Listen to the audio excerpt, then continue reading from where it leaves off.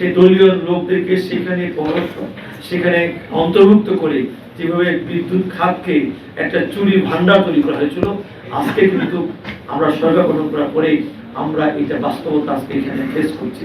যদিও বিশেষ করে ইরান, ইসরায়েল এবং আমেরিকার যে যুদ্ধ চলছে, সে হরমুজ প্রণালী বন্ধ হওয়ার কারণে আমরা অনেক ধরনের, শুধু আমরা নই, সারা পৃথিবী আজকে সমস্যার সম্মুখীন হয়েছে। তাহলে সেই ক্ষেত্রে আমরা ইতিমধ্যে মাননীয় প্রধানমন্ত্রী উদ্যোগ নিয়েছেন, সরাসরি দেখভাল করেছেন এবং উনি জাতির কাছে দুঃখ প্রকাশ করেছেন এবং সকলের সহায়তা চেয়েছেন।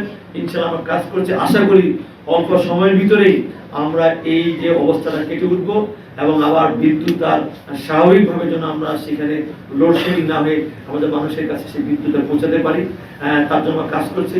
এবং বিশেষ করে পাশাপাশি আমরা সোলার বিদ্যুৎটাকে আরো বেশি অগ্রাধিকার দিচ্ছি।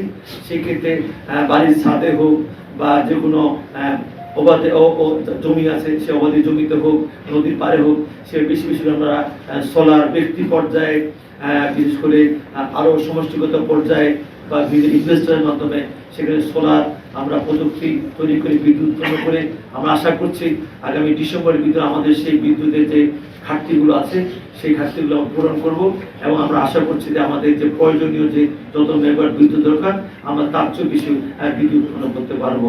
আমি যদিও আমার মৎস্য সম্পদ নিয়ে আজকে কথা বলা দরকার, এরপরে বিদ্যুৎ নিয়ে যে বিষয়টা আছে এই বিষয়টা তুললাম। এর পাশাপাশি সার নিয়ে কিন্তু বিভিন্ন ধরনের অনেক ধরনের তেলেসমাতি চলছে।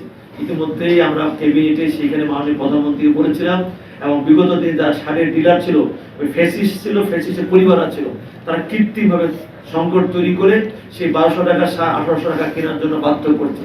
কৃষকরা লাইন ধরছে, ঘন্টা ঘন্টা লাইন থাকছে, 100 কৃষক সার পান, 200 কৃষক পান না। ইতিমধ্যেই আমাদের মন্ত্রণালয়, আমাদের সরকার থেকে নতুন করে সারের ডিলার জন্য নিয়োগ দেওয়া হয়, আমরা সেটা আমাদের মাননীয় প্রধানমন্ত্রী বলেছিলাম।